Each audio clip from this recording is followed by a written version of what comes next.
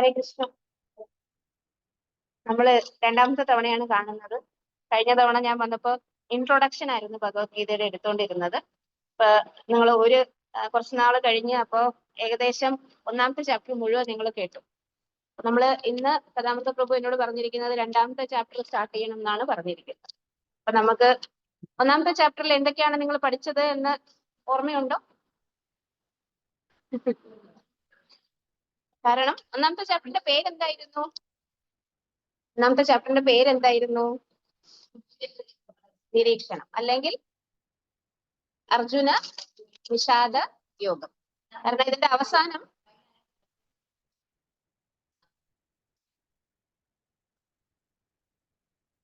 എന്താണ് അവസാനം സംഭവിച്ചത്? ലാസ്റ്റ് എന്താണ് നിങ്ങൾ കേട്ടത്? 46-ാമത്തെ ശ്ലോകം. ഒന്നാമത്തെ അധ്യായത്തില് അർജുനൻ വന്നിട്ട് യുദ്ധം നിരീക്ഷിക്കാൻ വേണ്ടി കൃഷ്ണനോട് പറയുന്നു. അതിനിടയ്ക്ക് കൊണ്ടുവന്ന കൃഷ്ണൻ രഥം നിർത്തുന്നു. അപ്പൊ അർജുനൻ ഈ മുന്നിലുള്ള ആൾക്കാരെയൊക്കെ കാണുന്നു. പലതരത്തിലുള്ള വികാരങ്ങൾ അർജുനൻ ഉണ്ടാവുന്നു. എന്നിട്ട് കുറച്ച് കാര്യങ്ങളൊക്കെ അർജുനൻ കൃഷ്ണനോട് പറയുന്നു. ഏറ്റവും അവസാനം എനിക്ക് യുദ്ധം ചെയ്യാൻ വയ്യ എന്ന് പറഞ്ഞിട്ട് ഏവമുക്ത അർജുന സംഖ്യേ രഥോപസ്ഥ ഉപാവിശ വിസൃജ്യ സശരം ചാപം. അതായത് അർജുനന്റെ കയ്യിൽ എന്തുണ്ട്? ഗാണ്ഡീവം. ആ ഗാണ്ഡീവം വളരെ പവർഫുൾ ആണ്. അത്രയ്ക്ക് പവർഫുൾ ക്ഷത്രിയനാണ് അർജുനൻ. ആ ഗാണ്ഡീവം എടുത്ത് എന്ത് ചെയ്യുന്നു? താഴെ ഇട്ടിട്ട് തലയിൽ കൈയും കൊടുത്ത് ഇങ്ങനെ ഇരിക്കുകയാണ്. എനിക്ക് യുദ്ധം ചെയ്യാൻ വയ്യ എന്ന് പറഞ്ഞിട്ട്. അവിടെയാണ് നമ്മൾ നിർത്തിയത് കഴിഞ്ഞ തവണ. ഈ ഒരു എന്താണ് ഭാഗം എന്ന് പറയുന്നത് അർജുനന്റെ വിഷാദത്തെയാണ് കാണിക്കുന്നത് എന്ന് പറയുന്നത്. അപ്പൊ നമുക്ക് ഇനി അവിടെ നിന്ന് ഒരു വിഷാദത്തിൽ നിന്നും എങ്ങനെയാണ് എന്തുണ്ടാകുന്നത്, ഒരു പോസിറ്റീവ് ആറ്റിറ്റ്യൂഡ് ഉണ്ടാകുന്നത് എന്നതിലേക്കാണ് അടുത്ത ചാപ്റ്റർ മുതൽ പോകുന്നത്. അപ്പൊ നമുക്ക് ചെറിയൊരു കീർത്തനം ചെയ്തിട്ട് തുടങ്ങാം. കാരണം നമ്മുടെ എല്ലാ ഉദ്യമത്തിനും അനുഗ്രഹം, പ്രയേഴ്സ് ഇതൊക്കെ വേണം. ചെറിയൊരു കീർത്തനം. ജയ രാധ മാധവ കുഞ്ച ബിഹാരി ഗോപി ജനവല്ലഭ ഗിരിവരധാരി. ജയ രാധ മാധവ കുഞ്ച ബിഹാരി ഗോപി ജനവല്ലഭ ഗിരിവരധാരി. ജയ രാധ മാധവ കുഞ്ച ബിഹാരി ഗോപി ജനവല്ലഭ ഗിരിവരധാരി. ജയ രാധ മാധവ കുഞ്ച ബിഹാരി ഗോപി ജനവല്ലഭ ഗിരിവരധാരി. യശോദാനന്ദന വ്രജ ജനരഞ്ജന. യശോദാ വ്രജ ജനരഞ്ജന ജമുനാ തീരവനചാരി. ജമുനാ തീരവനചാരി. ജയ രാധ മാധവ കുഞ്ച ബിഹാരി ഗോപി ജനവല്ലഭാരി. ഹരേ കൃഷ്ണ ഹരേ കൃഷ്ണ കൃഷ്ണ ഹരേ ഹരേ. ഹരേ രാമ ഹരേ രാമ രാമ രാമ ഹരേ ഹരേ. ജയ കൃഷ്ണ ബലരാം ജയ കൃഷ്ണ ബലരാം കൃഷ്ണ ബലരാം ജയ കൃഷ്ണ ബലരാം.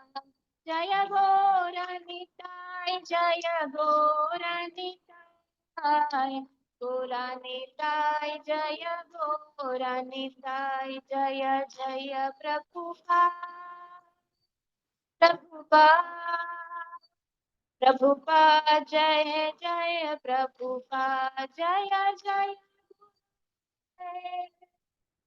गुरुदेव गुरुदेव. जय जय गुरुदेव. जय गौर हरि हरि बोल. निताय गौर हरि बोल. ओम नमो भगवते वासुदेवाय. ओम नमो भगवते वासुदेवाय. ओम नमो भगवते वासुदेवाय। नमो ओम विष्णुपादाय कृष्णप्रेष्ठाय भूतले श्रीमते भक्तिवेदांत स्वामिन्निधि नामिने। नमस्ते सरस्वते देवे गौरवाणी प्रचारिणे निर्विशेष शून्यवादी पाश्चात्य देशतारिणे। जय श्री कृष्ण चैतन्य प्रभु नित्यानंद श्री अद्वैत गदाधरा श्रीवासादि गौर भक्त वृंद। हरे कृष्ण कृष्ण कृष्ण हरे हरे हरे राम രാമ രാമ ഹരേ ഹരേ. നമുക്ക് ആ ശ്ലോകം ഒന്ന് വായിക്കാം. രണ്ടാമത്തെ അധ്യായം ഒന്നാമത്തെ ശ്ലോകം. സഞ്ജയ ഉവാച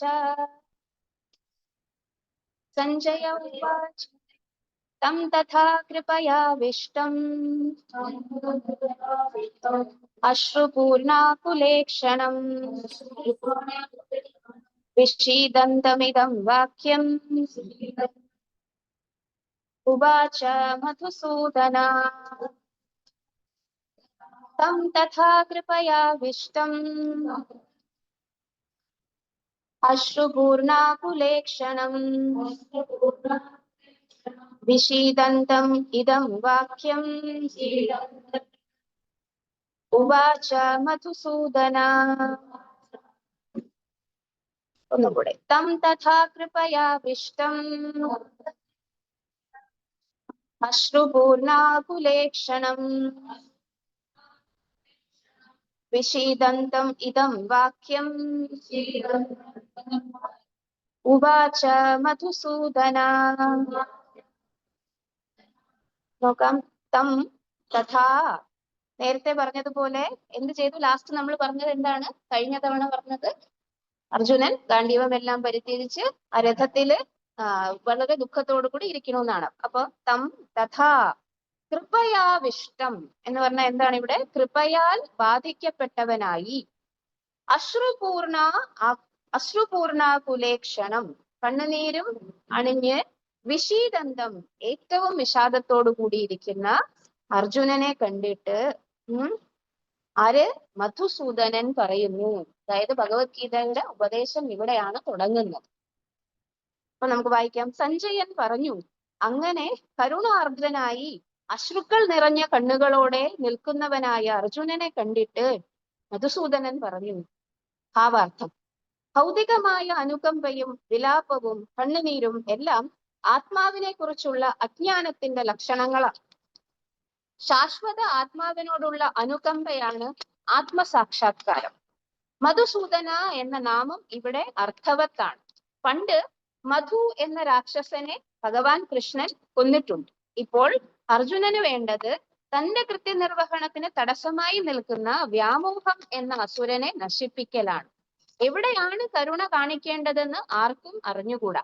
മുങ്ങിച്ചാകാൻ പോകുന്ന ഒരാളുടെ ഉടുപ്പിനോട് കരുണ കാട്ടുന്നത് ബുദ്ധിശൂന്യതയാണ്. അജ്ഞാനമാകുന്ന കടലിൽ വീണ ഒരു മനുഷ്യന്റെ ഭൗതിക ശരീരത്തെ പുറംചട്ട അഥവാ ഉടുപ്പ് രക്ഷിച്ചു എന്നതുകൊണ്ട് മാത്രം അയാൾ രക്ഷപ്പെടുന്നില്ല. ഇതറിയാതെ ആ വസ്ത്രത്തെക്കുറിച്ച് വൃഥാ വിലപിക്കുന്ന ഒരാളെ ശൂദ്രനായി മാത്രമേ കരുതാനാവൂ. അനാവശ്യമായി ദുഃഖിക്കുകയാണ് അയാൾ. അർജുനൻ ക്ഷത്രിയനാണ്. ക്ഷത്രിയന് അനുയോജ്യമല്ല ഈ സ്വഭാവം.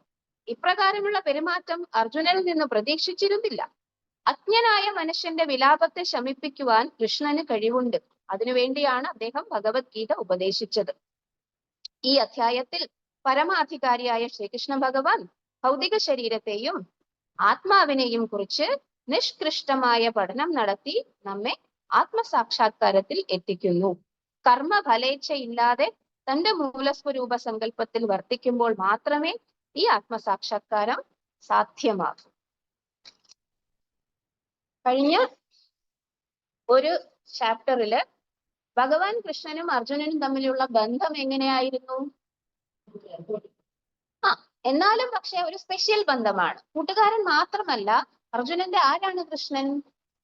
പേരാളിയാണ് കൃഷ്ണൻ, അല്ലെ? അതായത് അർജുനൻ രഥത്തിന് കുറച്ച് ഉന്നത സ്ഥാനത്താണ് ഇരിക്കുന്നത്. സിംഹാസനം ഉണ്ട് രഥത്തിന്. അതിന്റെ ഫ്രണ്ടിലാണ് ഡ്രൈവർക്ക് ഇരിക്കാനുള്ള സ്ഥലം. ഈ ഭഗവാൻ ആണെങ്കിലും അർജുനനോ എന്തുകൊണ്ടാണ് ശ്രീകൃഷ്ണ ഭഗവാൻ സാരഥിയായി വന്നത്? സ്നേഹബന്ധം കൊണ്ട്. സുഹൃത്തും അഭ്യുദയകാംക്ഷിയും ഒക്കെ ആയതുകൊണ്ടാണ് ഭഗവാൻ എന്ത് ചെയ്യുന്നത്? തന്റെ ഈശ്വരൻ എന്നുള്ള നില പോലും നോക്കാതെ എന്തിനു വന്നത്? തേരാളിയായിട്ട് വന്നത്. യഥാർത്ഥത്തിൽ ഭഗവാൻ ആരാണ്? പരമദിവ്യോത്തമ പുരുഷനാണ്. അദ്ദേഹത്തിന് അങ്ങനെ വന്നിരിക്കേണ്ട ആവശ്യമൊന്നുമില്ല. പക്ഷെ അർജുനൻ അത്രയധികം തന്റെ സുഹൃത്തായതുകൊണ്ട് ഒരു പ്രത്യേക വാത്സല്യം ഭഗവാൻ അർജുനനോട് ഉള്ളത് കൊണ്ടാണ് അർജുനന് തേരാളിയായിട്ട് ഭഗവാനെ ക്ഷണിച്ചപ്പോ അത് സമ്മതിച്ചത്.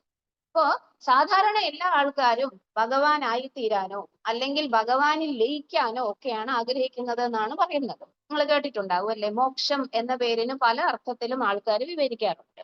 മോക്ഷം എന്ന് പറഞ്ഞാൽ ഈശ്വരനായി മാറുക എന്ന് ചില വിഭാഗം ആൾക്കാർ പറയും. പക്ഷെ നമ്മൾക്ക് ഈശ്വരനായി മാറാൻ പറ്റില്ല.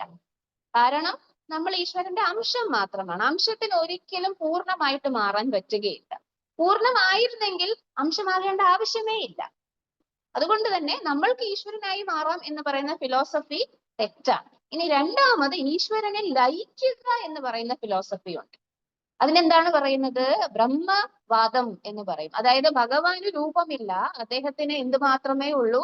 അരൂപമായിട്ടുള്ള ഒരു വെളിച്ചം മാത്രമാണ് ഭഗവാൻ എന്ന്, അതായത് അദ്ദേഹത്തിന് വ്യക്തിയെ അല്ല, ഒരു വെളിച്ചം മാത്രമാണ് എന്ന് കരുതുന്ന ആൾക്കാരുണ്ട്. അവരെ എന്ത് പറയും? ബ്രഹ്മവാദികൾ എന്ന് പറയും.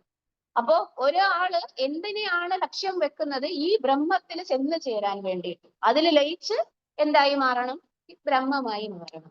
ഇതിനെയാണ് സാധാരണ മോക്ഷം എന്ന്, ഏറ്റവും താഴേക്കിടയിലുള്ള മോക്ഷം എന്ന് പറയുന്നത്. 5 തരത്തിലുള്ള മോക്ഷമുണ്ട്. ഒന്നാമത്തേത് സായുജ്യം. ഞാൻ ഈ പറഞ്ഞ കാര്യം സായുജ്യം എന്നാണ് അറിയപ്പെടുന്നത്. സായുജ്യം. ആ സായുജ്യം എന്നത് പക്ഷെ ഒരിക്കലും ഒരു മോക്ഷം ആയിട്ട് കൺസിഡർ ചെയ്യാൻ പറ്റില്ല എന്നാണ് എവിടെ പറയുന്നത്? ഭാഗവതത്തിൽ പറയുന്നത്. കാരണം അവിടെ പോയിരുന്നാൽ നമുക്ക് എന്ത് സംഭവിക്കും? നമുക്ക് പ്രത്യേകിച്ച് അവിടെ ഒന്നും ചെയ്യാനില്ല. മോനോട് ഒരിടത്ത് അടങ്ങി ഒതുങ്ങി ഒരിടത്ത് കുറച്ച് മണിക്കൂറുകൾ ഇരിക്കാൻ പറഞ്ഞാൽ അവന് എന്തെങ്കിലും ചെയ്യാൻ പറ്റൂല്ല. കാരണം അവൻ എന്തെങ്കിലും ചെയ്യാനുള്ള ഒരു വ്യഗ്രത ഉണ്ടാകും. അത് എല്ലാ ആൾക്കാർക്കും ഉള്ളതാണ്. നമ്മൾക്ക് ഒരിടത്ത് അടങ്ങി ഒതുങ്ങി 1, 2, 3, 4, 5 മാസങ്ങളൊന്നും ഇരിക്കാൻ പറ്റൂല. അപ്പൊ നമ്മുടെ ബ്രഹ്മത്തിൽ പോയാലും എന്ത് സംഭവിക്കും? അവിടെ പ്രത്യേകിച്ച് നമുക്കൊന്നും ചെയ്യാനില്ല. ആക്ടിവിറ്റിയിൽ പ്രവർത്തിക്കാൻ ഒന്നും ഇല്ലാത്തത് കൊണ്ട് എന്ത് സംഭവിക്കും? നമ്മൾ അവിടെ ഇരുന്ന് എന്തെങ്കിലും ചെയ്യാനുള്ള ടെൻഡൻസി സ്വാഭാവികമായിട്ടും നമുക്കുള്ളതാണ്. അതുകൊണ്ടാണ് നമുക്ക് ഓരോ ശരീരത്തിൽ നമ്മൾ ഓരോ കാര്യങ്ങൾ ചെയ്തുകൊണ്ടിരിക്കുന്നത്. അതുകൊണ്ട് അവിടെ ഇരുന്നാലും നമുക്ക് ഒന്നും സമാധാനമാവുകയില്ല. അതുകൊണ്ടാണ് ഭാഗവതത്തിൽ ഒരു ശ്ലോകമുണ്ട്, ആരുഹ്യ കൃച്ഛ്രേണ പരം പദം തഥാ പദന്തി എന്ന് പറഞ്ഞിട്ട് ഒരു വേഴ്സ് ഉണ്ട്. അതായത് നിങ്ങൾ ഏറ്റവും ടോപ്പ് മോസ്റ്റ് പദമെന്ന് വിചാരിക്കുന്ന ബ്രഹ്മപദത്തിൽ എത്തിയാലും തഥാ പദന്തി, തിരിച്ചു വരേണ്ടി വരും. കാരണം അനാദൃത യൂഷ്മദംഘ്രയ, ഭഗവാന്റെ പാദസേവനത്തിനുള്ള ഒരു ഓപ്പർച്യൂണിറ്റി അല്ലെങ്കിൽ അവസരം അവിടെ ഇല്ലാത്തത് കൊണ്ട് താഴെ ഇറങ്ങി വരേണ്ടി വരും. വീണ്ടും നമ്മൾ ഇവിടെ തന്നെ വരും, വീണ്ടും കർമ്മം ചെയ്യും, അതിന്റെ ഫലം ചെയ്യും. ഇവിടെ അർജുനൻ വളരെ ബുദ്ധിമാനാണ്. അർജുനൻ ഭഗവാനായി തീരാൻ ആഗ്രഹിച്ചോ? അർജുനൻ ബ്രഹ്മത്തിൽ ചേരാൻ ആഗ്രഹിച്ചോ? അർജുനൻ ആരാക്കാനാണ് ആഗ്രഹിച്ചത്? ഭഗവാന്റെ സുഹൃത്ത്. നോക്കൂ, ഭഗവാന്റെ സുഹൃത്തിന് വേണ്ടി ഭഗവാൻ എന്ത് കാര്യമാണ് ചെയ്യുന്നത്? എന്ത് കാര്യം ചെയ്തു? സ്വയം തന്നെ ഭഗവാനെ കൊണ്ട് ജോലി ചെയ്യിപ്പിക്കുകയാണ് അർജുനൻ ചെയ്യുന്നത്. അതാണ് ഭക്തന്മാരുടെ പ്രത്യേകത. അവർക്ക് ഭഗവാനായി തീരാൻ ആഗ്രഹമില്ല, പിന്നെ ബ്രഹ്മത്തിൽ ലയിച്ച് വെറുതെ ഇരിക്കാനും ആഗ്രഹമില്ല. ഒരേ ഒരു ആഗ്രഹം മാത്രമേ ഉള്ളൂ, ഭഗവാന്റെ ഭക്തിയുത സേവനം ചെയ്യുക. ആ സ്നേഹബന്ധത്തിൽ സ്വയം ഭഗവാൻ നമ്മൾക്ക് വിലക്കി തരും, ഭഗവാനെ തന്നെ വിലക്കി തരും. യശോദ മാതാവിനെ അറിയാം അല്ലെ? യശോദ മാതാവിനെ അറിയാം. ആരാണ് യശോദ മാതാവ്? ഭഗവാന്റെ അമ്മ അല്ലേ? യശോദ മാതാവ് ഭഗവാനെ വെണ്ണ കട്ട് നിന്നതിനെ എന്ത് ചെയ്തു? ഉരലിൽ ബന്ധിച്ച് നിർത്തി. ഭഗവാനെ ബന്ധിക്കാൻ ആർക്കെങ്കിലും പറ്റുമോ? കെട്ടിയിടാൻ പറ്റുമോ? ഇല്ല. പക്ഷെ എന്തുകൊണ്ടാണ് ഭഗവാൻ ബന്ധനസ്ഥനാകാൻ വേണ്ടിയിട്ട് സമ്മതിച്ചത്? യശോദ മാതാവിന്റെ സ്നേഹം കൊണ്ട്. എന്താണ്? സ്മിന്നം വക്ത്രം. അതായത് യശോദ മാത ഭയങ്കര വിയർത്ത് കുളിച്ച് ഇത്രയും പരിശ്രമം ചെയ്തത് കൊണ്ട് കൃഷ്ണൻ പറഞ്ഞു, ദൃഷ്ട്വാ പരിശ്രമം കൃഷ്ണ. എന്താണ് പറഞ്ഞത്? ദൃഷ്ട്വാ പരിശ്രമം. അമ്മ പരിശ്രമം ചെയ്യുന്നത് കൃഷ്ണൻ കണ്ടു. കൃപയാ ആസി സ്വബന്ധനാത് എന്ന് പറയും. കൃപയാ ആസീത്, കാരുണ്യം കൊണ്ട് സ്വയം ബന്ധിച്ചോളൂ എന്ന് പറഞ്ഞു നിന്നു. അല്ലാതെ ഭഗവാനെ കൊണ്ട് ജോലി ചെയ്യിപ്പിക്കാൻ നമുക്ക് പറ്റൂല. കാരണം ഭക്തന്മാരായാൽ മാത്രമേ ഭഗവാനെ എന്ത് ചെയ്യാൻ പറ്റുകയുള്ളൂ? ഈവൻ ഭഗവാനെ നിങ്ങളുടെ കൺട്രോളിലാക്കാൻ പറ്റുമെന്ന് പറയുന്നു. അതുകൊണ്ട് അർജുനൻ വളരെ ബുദ്ധിമാനാണ്. പിന്നെ അർജുനന്റെ പ്രത്യേകത എന്താണ്? അദ്ദേഹം ഭയങ്കര വില്ലാളി വീരനാണ്.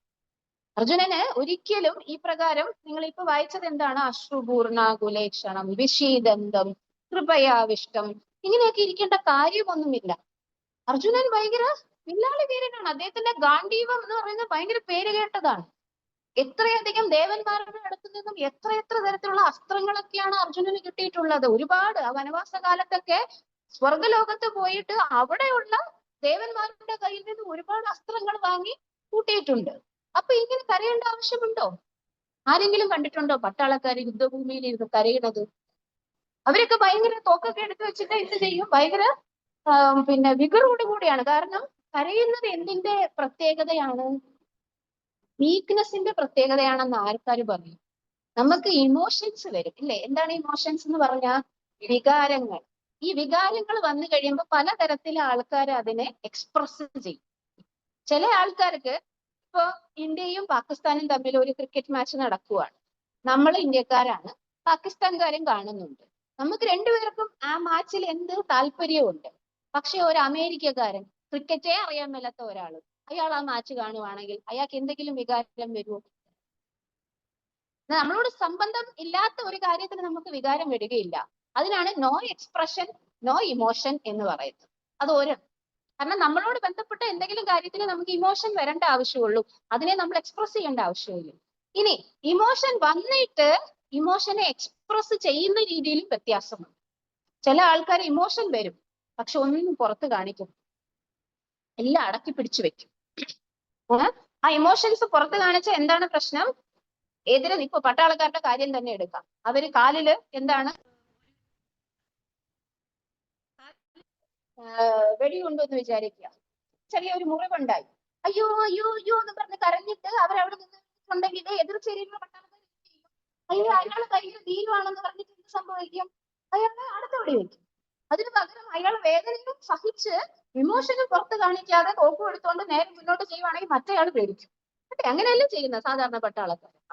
അപ്പോ ഇമോഷൻസ് ഉണ്ട്, പക്ഷെ അതിനെ എക്സ്പ്രസ് ചെയ്യാതിരിക്കുന്നത് ഒരു മാർഗമാണ്. അത് കറേജിനെയാണ് കാണിക്കുന്നത്. സാധാരണ അർജുനൻ ആ കാറ്റഗറിയിൽ വരുന്ന ആളാണ്, വീരനാണ്. അതുകൊണ്ട് ഇമോഷൻസിനെ അടക്കി വെക്കുക എന്നുള്ളത് കൊച്ചിലെ മുതലേ പഠിച്ചിട്ടുള്ളതാണ്. എത്ര ദുർഘട നിമിഷങ്ങൾ വന്നിട്ടുണ്ട് അർജുനനും ബ്രദേഴ്സിനും. അരക്കില്ലത്തിൽ വെച്ച് ചുടാൻ നോക്കി, വനവാസം, അത് ഇത് പിന്നെ അതൊക്കെ നോക്കി. എന്നാലും അർജുനൻ കരഞ്ഞു വിളിച്ച് നടന്നു ഇല്ല. അർജുനൻ എപ്പോഴും ധൈര്യത്തോടു കൂടി ഇനി എന്ത് മുമ്പോട്ട് എന്ത് എന്നാണ് ആലോചിക്കുന്നത്. അപ്പൊ രണ്ടാമത്തേവാ അത്. ഇനി മൂന്നാമത്തേത് ഇമോഷൻസ് ഒന്നുമില്ല, പക്ഷെ ഭയങ്കര എക്സ്പ്രഷൻസ് ആയി. അതിന് ഉദാഹരണം പറയാമോ? രാജസ്ഥാനിലൊക്കെ ആൾക്കാർ, വലിയ ആൾക്കാർ മരിക്കുമ്പോ അവിടെ പിന്നെ കരയാൻ വേണ്ടിയിട്ട് കുറെ ആൾക്കാരുണ്ട്. അതായത് അവർക്ക് അയാളുമായിട്ട് ഒരു ബന്ധവുമില്ല. റുഡാലി എന്നാണ് അവരെ പറയുന്നത്. റുഡാലി എന്ന് പറഞ്ഞാൽ അതാണ്. അതിനു വേണ്ടിയിട്ട് പൈസ കൊടുത്ത് നിർത്തിയിരിക്കുന്ന ആൾക്കാരാണ്. ഇവർക്ക് ഈ കരയുന്ന ആൾക്കാർക്ക് ആരുമായിട്ട് ഒരു ബന്ധവുമില്ല, ഈ മരിച്ച ആളുമായിട്ടും ബന്ധമില്ല, അവരുടെ റിലേറ്റീവ്സുമായിട്ടും ബന്ധമില്ല. പക്ഷെ ഭയങ്കര കരച്ചിലാണ്. കൊണ്ട പൊട്ടി ആലോറി കരഞ്ഞ് നെഞ്ചത്തടിച്ച് നിലവിളിച്ച് അവര് അത്രയധികം വിഷമം പുറത്ത് കാണിക്കും. പക്ഷെ അവരുടെ ഉള്ളിൽ ഒരു ഇമോഷനും ഇല്ല. അങ്ങനെയും ചെയ്യാം. ഇനി നാലാമത്, അതായത് ഇപ്പൊ നമ്മൾ എത്ര എണ്ണം പറഞ്ഞു? No emotion no expression. Internally emotion ഉണ്ട്, പക്ഷെ എക്സ്പ്രഷൻ ഇല്ല. അകത്ത് ഇമോഷനേ ഇല്ല, പക്ഷെ എക്സ്പ്രഷൻ ഉണ്ട്. ഇനി ഇതിന്റെ സന്തുലിതാവസ്ഥ, ഇമോഷൻ ഉണ്ട് എക്സ്പ്രഷനും ഉണ്ട്, പക്ഷെ കൺട്രോൾഡ് ആണ്. ഈ നാല് തരത്തിലാണ് നമ്മൾ ബിഹേവ് ചെയ്യുന്നത്. ഇതിൽ അർജുനൻ ഏത് കാറ്റഗറിയിൽ വരും? ഇമോഷൻ ഉണ്ട്, പക്ഷെ എക്സ്പ്രഷൻ കൺട്രോൾഡ് ആണ്, ആ കാറ്റഗറിയിൽ വരും. അർജുനന്റെ ഉദ്ദേശം എന്താണ്? ഇവിടെ നിന്ന് അർജുനൻ ഈ പ്രകാരം തലയിലടിച്ച് തന്നെ വിളിച്ച്, അയ്യോ കൃഷ്ണ എനിക്ക് യുദ്ധം ചെയ്യാൻ പറ്റൂല എന്നൊക്കെ പറഞ്ഞ് ഓറൊക്കെ വലിയതായിട്ട് നിലവിളിച്ച് അപ്പുറത്ത് നിൽക്കുന്ന ദുര്യോധനനും ആ കൂട്ടുകാരും ധൃതരാഷ്ട്രരും പിന്നെ ദ്രോണരും ഭീഷ്മരും ഒക്കെ എന്ത് പറയും? അയ്യേ ഇതെന്താണ് എന്ന് പറയും. പക്ഷെ എന്നിട്ടും അർജുനൻ അവിടെ നിന്ന് കരഞ്ഞു എന്നാണ് പറയുന്നത്. അതിന്റെ അർത്ഥം എന്താണ്? എന്തായിരിക്കും അർത്ഥം? അല്ല, അങ്ങനെ ഒരു വിഷമം അർജുനന് വന്നാലും അർജുനനെ അടക്കി വെച്ചിട്ട് ഭഗവാനോട് മാത്രം പറയാം. കരയണം എന്നോ അവിടെ ഗാന്ധീവം കളഞ്ഞ് വെറുതെ കുത്തിയിരിക്കണം എന്നോ ഒന്നും നിർബന്ധമില്ല. വിഷമം പറഞ്ഞാൽ പോരെ, എന്തിനാണ് ഇത്രയും കരയുന്നത്? അത്രയ്ക്കും വിഷമം ആണ് അർജുനന് വന്നത് എന്ന് നമ്മളെ മനസ്സിലാക്കാൻ വേണ്ടിയിട്ടാണ് ഈ ശ്ലോകം അവിടെ എഴുതി വെച്ചിരിക്കുന്നത്. എന്താണ് എഴുതി വെച്ചേക്കുന്നത്? തം തഥാ കൃപയാവിഷ്ടം അശ്രുപൂർണാകുലേക്ഷണം വിഷീദന്തം ഇതം വാക്യം ഉവാച മധുസൂദന. മധുസൂദനന്റെ മുന്നിൽ എന്ത് ചെയ്തു? അർജുനൻ ഈ പ്രകാരം കണ്ണുനീരും വന്നു, വിഷമിച്ചു, അത് ചെയ്തു ഇത് ചെയ്തു എന്ന് പറയുന്നതിന്റെ അർത്ഥം എന്താണ്? ഈ ഒരു സിറ്റുവേഷൻ അത്രയ്ക്ക് അർജുനന് പെയിൻഫുൾ ആയിരുന്നു എന്നാണ് അർത്ഥം. അതും നല്ല കർക്കശക്കാരനായിട്ട് ഒരു വില്ലാളി വീരനായിട്ടുള്ള ആര് അങ്ങനെ പെരുമാറണമെങ്കിൽ സാധാരണ ഇപ്പൊ നമ്മൾക്കൊന്നും ആ അവസ്ഥയിൽ നമ്മൾ ചിലപ്പോൾ ബോധം കെട്ട് മരിച്ചുപോയെന്നിരിക്കും അങ്ങനെയുള്ള അവസ്ഥ വന്നു കഴിഞ്ഞാൽ. പക്ഷെ ആ അവസ്ഥയിലും അർജുനൻ ഇങ്ങനെ പെരുമാറണം എന്നുണ്ടെങ്കിൽ അത്രയും വിഷമം അർജുനന് വന്നു എന്ന് വിചാരിക്കണം. പിന്നെ കഴിഞ്ഞ അധ്യായത്തില് അർജുനൻ യുദ്ധം ചെയ്യൂല എന്ന് പറയാൻ വേണ്ടിയിട്ട് 3-4 കാരണങ്ങൾ പറഞ്ഞു. എന്തെങ്കിലും ഓർമ്മയുണ്ടോ ആർക്കെങ്കിലും? ഒന്ന്, ബന്ധുക്കളാണ്. ഇവരെ എല്ലാം കൊന്നിട്ട് എനിക്ക് മാത്രം രാജ്യം കിട്ടി, ആരുമില്ല എന്റെ കൂടെ ആസ്വദിക്കാൻ, പിന്നെ എങ്ങനെ ഞാൻ എൻജോയ് ചെയ്യും? നമ്മളൊക്കെ എന്തെങ്കിലും സാധനം കിട്ടുമ്പോൾ എല്ലാവർക്കും ഷെയർ ചെയ്യും. അങ്ങനെ ഷെയർ ചെയ്യാൻ ബന്ധുക്കളും കുടുംബക്കാരും ഒക്കെ ഉണ്ടെങ്കിൽ മാത്രമല്ലേ നമുക്ക് ഒരു സന്തോഷമുള്ളൂ. അപ്പൊ അങ്ങനെ ഒരു സാധനം ഇല്ലാത്തത് കൊണ്ട് എന്താണ്, എനിക്ക് എൻജോയ് ചെയ്യാൻ പറ്റൂല. ഒന്ന്. രണ്ടാമത്തേത്, ഭീഷ്മരും ദ്രോണരും മറ്റു ആൾക്കാരും ഒക്കെ ആരാണ്? നമ്മുടെ ഗുരുജനങ്ങളാണ്. അവരെ വധിച്ചു കഴിഞ്ഞാൽ എന്ത് സംഭവിക്കും? പാപം, സിൻഫുൾ റിയാക്ഷൻ. ഒന്നാമത്തേത് എൻജോയ്മെന്റ്, രണ്ടാമത്തേത് പാപം, മൂന്നാമത്തേത് ഇവ മുതിർന്ന ആൾക്കാരെല്ലാം മരിച്ചു കഴിയുമ്പോഴേക്കും ബാക്കിയുള്ള പ്രായം കുറഞ്ഞ ആൾക്കാരൊന്നും ആരും നോക്കാനില്ലാതെ അനാഥരായി പോകും. അങ്ങനെ അനാഥരായി പോയി കഴിഞ്ഞിട്ടുണ്ടെങ്കിൽ അവരെ ആൾക്കാർ ചൂഷണം ചെയ്യും, അങ്ങനെ കുലം നയിക്കും. കുലക്ഷയെ പ്രണശ്യന്തി. മൂന്നാണ് മെയിൻ വാദങ്ങൾ. ഒന്ന് എൻജോയ്മെന്റ്, രണ്ട് സിൻഫുൾ റിയാക്ഷൻ, മൂന്ന് ഫാമിലി ട്രഡീഷൻ. ഈ സാധനങ്ങൾ മൂന്നുമാണ് അർജുനൻ മെയിൻ ആയിട്ട് നിരത്തിയ വാദങ്ങൾ. രണ്ടാമത്തെ ചാപ്റ്ററിൽ നമ്മൾ കാണുമ്പോൾ കൃഷ്ണൻ ഇതിനെ മൂന്നിനെയും ഖണ്ഡിക്കാൻ വേണ്ടിയിട്ട് 3 വാദമുഖങ്ങളാണ് തരുന്നത്. 3 വാദമുഖങ്ങളാണ് തരുന്നത്. എന്ത് വാദമുഖങ്ങളാണ്? ഈ ചാപ്റ്ററിന്റെ പേരെന്താണെന്നറിയാമോ? രണ്ടാമത്തെ ചാപ്റ്ററിന്റെ ഗീത വിഷയ സംഗ്രഹം എന്ന് ഭക്തി വിനോദ് ഠാക്കൂർ ഇട്ട പേരാണ്. ഓരോ ആചാര്യന്മാരും ഭഗവത്ഗീതയുടെ ഓരോ ചാപ്റ്ററിനും പ്രത്യേകം പേരുകൾ പറഞ്ഞിട്ടുണ്ട്. യഥാർത്ഥ ഭഗവത്ഗീതയിൽ എന്താണ് പറഞ്ഞിരിക്കുന്നത്? നിങ്ങൾ വായിക്കത്തില്ലേ? ഇത് ശ്രീമദ് ഭഗവത്ഗീതായാം ദ്വിതീയാധ്യായ സാഖ്യയോഗോ നാമഃ എന്നൊക്കെ പറഞ്ഞിട്ട് നിങ്ങൾ അവസാനം വായിക്കത്തില്ലേ? ഇതിന്റെ പേര് സാഖ്യയോഗം. സാഖ്യയോഗം.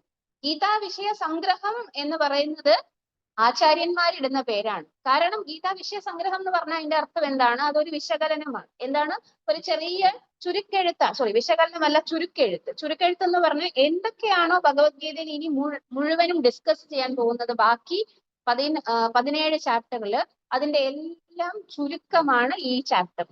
ഇതിൽ പല കാര്യങ്ങളും ഭഗവാൻ അർജുനനോട് പറയും. മെയിൻലി പറയുന്നത് ഈ 3 അർജുനന്റെ വാദങ്ങളെ ഖണ്ഡിക്കാൻ വേണ്ടിയിട്ടുള്ള കാര്യങ്ങളാണ്. അതാണ് ഒരു ചാപ്റ്ററിന്റെ ഓവർവ്യൂ എന്ന് പറയുന്നത്. ഓവർവ്യൂ എന്ന് പറഞ്ഞാൽ ഒരു എന്താണ്, നമ്മൾ മേലെ നോക്കുമ്പോൾ ഒരു മൊത്തത്തിൽ ഒരു വ്യൂ വരത്തില്ലേ? ഈ ചാപ്റ്ററിൽ എത്ര ശ്ലോകങ്ങളുണ്ട്? 72 ശ്ലോകങ്ങളുണ്ട്. ഇതിൽ ആദ്യത്തെ 10 ശ്ലോകം വീണ്ടും അർജുനന്റെ ചോദ്യങ്ങൾ തന്നെയാണ്. അർജുനൻ വിഷമിക്കുന്നു, അർജുനൻ ഇതൊക്കെ പറയുന്നു, അങ്ങനെ ചെയ്യൂല, ഇങ്ങനെ ചെയ്യൂല, ഞാൻ യുദ്ധം ചെയ്യൂല, അതാണ് ഇതാണെന്നൊക്കെ പറയുന്നു. ഭഗവാൻ പറയുന്നു അല്ല, യുദ്ധം ചെയ്തേ പറ്റുള്ളൂ. അങ്ങനെ യുദ്ധം ചെയ്യാൻ എന്താണ് കാരണം എന്ന് പറയാൻ വേണ്ടിയിട്ടാണ് 10 മുതൽ 31 വരെ ശ്ലോകങ്ങൾ. ഇതിൽ എത്ര ശ്ലോകമുണ്ട്? 72. ഇതിൽ ആദ്യത്തെ 10 ശ്ലോകം എന്ന് 1 മുതൽ 10 ശ്ലോകം എന്ന് പറയുന്നത് അർജുനൻ തന്റെ തീരുമാനമില്ലായ്മ, അതായത് എനിക്കൊന്നും തീരുമാനിക്കാൻ പറ്റുന്നില്ല, ഞാൻ യുദ്ധം ചെയ്യുന്നില്ല എന്നൊക്കെ പറഞ്ഞിരിക്കുന്നു. അപ്പൊ ഭഗവാൻ അതിനായിട്ട് എന്തിനു യുദ്ധം ചെയ്യണം എന്ന് പറയുന്നതാണ് ബാക്കി ശ്ലോകങ്ങൾ. അതിൽ ആദ്യത്തെ 11 മുതൽ 30 വരെയുള്ള ശ്ലോകങ്ങൾ എന്ന് പറയുന്നത് ആത്മജ്ഞാനത്തിന്റെ ആദ്യത്തെ പടിയിലേക്ക് അർജുനനെ കാണിക്കുകയാണ്. ആദ്യത്തെ പടി. രണ്ടാമത് അതിന്റെ ഉത്തരം എന്ന് പറഞ്ഞാൽ ഈ എൻജോയിങ് മെന്റാലിറ്റിന്റെ കാര്യമാണ് പറയുന്നത്. ശരി, നമുക്ക് അവിടെ നിന്ന് ജസ്റ്റ് പുറകിലേക്ക് ഒന്ന് വരാം. ഇത് നിങ്ങൾക്ക് ഇപ്പോൾ ചിലപ്പോൾ മനസ്സിലാവാൻ സാധ്യതയില്ല. ഞാൻ ഇതിന്റെ കൂടെ നമുക്ക് പറഞ്ഞു പോകാം, പക്ഷെ എന്നാലും കുറച്ച് മുന്നിലേക്ക് വരാം. ഈ നമ്മളിപ്പോ പറഞ്ഞില്ലേ അർജുനൻ കരഞ്ഞു ബഹളം വെച്ചു എന്നൊക്കെ. ഈ കരച്ചിലിന്റെ അർത്ഥം ശ്രീകൃഷ്ണ ഭഗവാൻ ഗീത ഉപദേശിക്കുന്നു അല്ലെ? ഗീത ഉപദേശിച്ചു കഴിയുമ്പോൾ ശ്രീകൃഷ്ണ ഭഗവാൻ അർജുനനിൽ എന്ത് മാറ്റം വന്നു? ഏറ്റവും അവസാനം അർജുനൻ പറയുന്നു, നഷ്ടോ മോഹ സ്മൃതിർ ലബ്ധ്വാ പ്രസാദാത് മയാ അച്യുത കരിഷ്യേ വചനം തം. എന്താണ് പറയുന്നത്? അങ്ങ് പറയുന്നത് പോലെ ഞാൻ ചെയ്തോളാം, എനിക്ക് സമാധാനമായി, എന്റെ മോഹവും ഇല്യൂഷനും എല്ലാം പോയി, എനിക്ക് സമാധാനമായി. ഒരു പേഷ്യന്റ് വളരെ സങ്കടപ്പെട്ട് വിഷമിച്ച് കരഞ്ഞ് എല്ലാം വന്നിട്ട് ഭയങ്കര വിഷമിച്ചിരിക്കുകയാണ്. അയാൾ ഒരു കൗൺസിലറിന്റെ, ഒരു സൈക്യാട്രിസ്റ്റിന്റെ അല്ലെങ്കിൽ ഒരു സൈക്കോളജിസ്റ്റിന്റെ അടുത്ത് പോകുന്നു. അവിടെ ചെന്ന് അയാൾ എന്തെങ്കിലും കാര്യങ്ങൾ അയാളോട് സംസാരിച്ച് കഴിയുമ്പോഴത്തേനും പേഷ്യന്റ് തിരിച്ചിറങ്ങി വരുമ്പോ ഭയങ്കര സമാധാനത്തോടു കൂടി മനസമാധാനം കിട്ടിയെന്ന് പറഞ്ഞ് ഇറങ്ങി വരുമ്പോ എന്താണ് ആ കൗൺസിലറെ കുറിച്ച് നമ്മൾ വിചാരിക്കുന്നത്? അയാൾ ഭയങ്കര എക്സ്പെർട്ടാണ് അല്ലെ? അതേപോലെ ഒരു കൊച്ച് വായിട്ട് അലച്ച് കിടന്ന് കരയുകയാണ്, എന്ന് പറഞ്ഞിട്ട് കിടന്ന് കരയുകയാണ്. എല്ലാവരും നോക്കി നിൽക്കുന്നു, ആർക്കും അറിയത്തില്ല എന്താ ചെയ്യേണ്ടതെന്ന്. കൊച്ചിന്റെ അമ്മ ഓടി വന്ന് അതിനെ എടുത്ത് പിടിച്ചിട്ട് അതിനോട് എന്തോ പറഞ്ഞു. പെട്ടെന്ന് കൊച്ച് കരച്ചിൽ നിന്നിട്ട് സമാധാനമായിട്ടിരിക്കും. അപ്പൊ ആൾക്കാർ എന്ത് പറയും? ആ അമ്മ ഭയങ്കര എക്സ്പേർട്ടാണ്, ഈ സിറ്റുവേഷൻ ഹാൻഡിൽ ചെയ്യാം. ഇതാണ് ഈ ശ്ലോകം ഇവിടെ എഴുതി വെച്ചതിന്റെ അർത്ഥം. അർജുനൻ കരഞ്ഞ് എന്താണ് കൃപയോട് പിന്നെ കൃപയാവിഷ്ട അശ്രുപൂർണ വിഷീദന്തം എന്നൊക്കെ പറഞ്ഞ് അവിടെ ഇരിക്കുന്നതിന്റെ അർത്ഥം ശ്രീകൃഷ്ണ ഭഗവാൻ പറയാൻ അത്രയും ദുഃഖമുണ്ടെന്നതാണ് അർത്ഥം ഒന്ന്. രണ്ടാമത്തേത് ഭഗവാൻ പറയാൻ പോകുന്ന ഗീത ആ സിറ്റുവേഷനെ ഹാൻഡിൽ ചെയ്യാൻ അത്ര ശക്തിമത്തായത് ഒന്നാണ് എന്നാണ് അർത്ഥം. ഇതിനാണ് ഈ ശ്ലോകം ഇവിടെ തന്നേക്കുന്നത്. അർജുനൻ കരയുന്നു എന്ന് പറയുന്നതിന്റെ സിഗ്നിഫിക്കൻസ് നേരത്തെ പറഞ്ഞിട്ടുണ്ടല്ലോ കുറെ. അതായത് കഴിഞ്ഞ ചാപ്റ്ററിലും കുറെ പറഞ്ഞല്ലോ, അർജുനൻ അത് ചെയ്തു ഇത് ചെയ്തു വിഷമിച്ചു കരഞ്ഞു, പിന്നെ എന്താണ് തൊലിയെല്ലാം ചുട്ടുകൊള്ളുന്നെന്ന് തോന്നുന്നു, ഗാണ്ഡീവം താഴെ പോകുന്നു, എനിക്ക് വയ്യ കൃഷ്ണ, അതാണ് ഇതാണെന്നൊക്കെ പറഞ്ഞ് കുറെ നേരം ഇരുന്നില്ലേ? അതൊക്കെ മതിയായിരുന്നല്ലോ. ഇവിടെ എന്തിനാണ് ഈ പ്രത്യേകം ഈ പ്രകാരം രണ്ടാമത്തെ ചാപ്റ്ററിന്റെ തുടക്കത്തിൽ ഇങ്ങനെ ഒരു വാക്ക് ഇടേണ്ട ആവശ്യം എന്താണ്? അതിന്റെ അർത്ഥം സിറ്റുവേഷൻ അത്രയ്ക്ക് മോശമാണ് അർജുനൻ അത്രയ്ക്ക് വിഷാദമുണ്ട്. അതിനാണ് ഈ ചാപ്റ്ററിന്റെ പേര് അർജുന വിഷാദ യോഗം എന്ന് തന്നെ കഴിഞ്ഞ ചാപ്റ്ററിൽ വെച്ചിരുന്നത്. ആ വിഷാദ യോഗത്തിൽ നിന്നും എന്തിലേക്കാണ് പോകുന്നത്? Motivational speech. എന്താണ് മോട്ടിവേഷണൽ സ്പീച്ച് എന്ന് പറഞ്ഞാൽ? ജീവിതത്തിൽ എന്തെങ്കിലും ഒരു പ്രശ്നം നേരിടുമ്പോൾ നമ്മൾ ഒരാളുടെ സഹായം തേടും. അയാൾ നമ്മളെ എന്ത് ചെയ്യും? അയാൾ നമ്മളെ ഇൻസ്പയർ ചെയ്യാൻ, പ്രചോദിപ്പിക്കാൻ വേണ്ടിയിട്ട് കുറച്ച് കാര്യങ്ങൾ നമുക്ക് പറഞ്ഞു തരും. ആ കാര്യങ്ങൾക്കാണ് മോട്ടിവേഷണൽ സ്പീച്ച്. ഭഗവത്ഗീത ഒരു മോട്ടിവേഷണൽ സ്പീച്ച്. എവിടെ ഉണ്ടല്ലോ ഇത്തിരി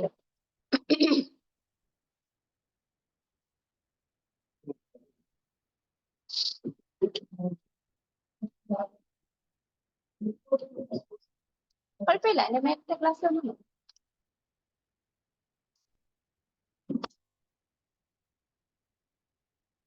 അപ്പൊ നമ്മൾ എന്താ പറഞ്ഞത്?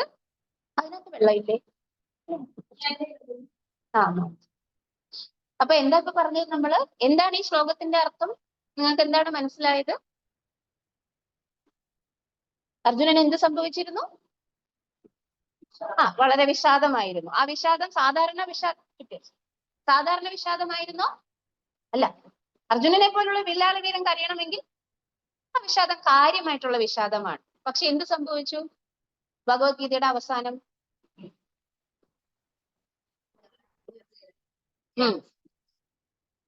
അപ്പൊ അതിന്റെ അർത്ഥം എന്താണ്?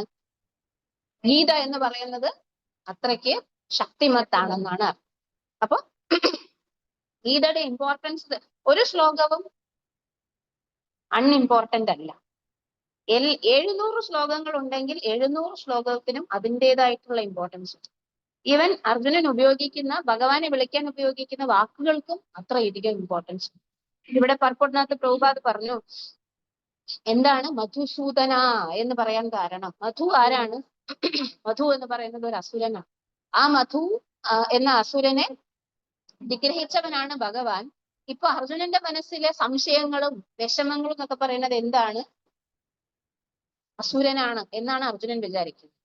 ഭഗവാൻ എക്സ്പീരിയൻസ് ഉണ്ട് എന്ത്? അസുരന്മാരെ കൊല്ലുന്നതിൽ. അപ്പോ എനിക്കും ഈ പ്രകാരം എക്സ്പീരിയൻസ് ഈ അസുരനെ കൊല്ലാൻ വേണ്ടിയിട്ട് അദ്ദേഹത്തിന്റെ ഹെൽപ്പ് വേണം എന്ന് പറഞ്ഞു. ഈ ഹെൽപ്പിനെയാണ് നമ്മൾ ഭഗവത്ഗീത എന്ന പേരിൽ അറിയപ്പെടുന്നത്. ഭഗവത്ഗീത ഒരു പാർട്ട് ഓഫ് എ ബുക്കാണ്. ഏത് ബുക്കിന്റെ പാർട്ടാണ് ഭഗവത്ഗീത?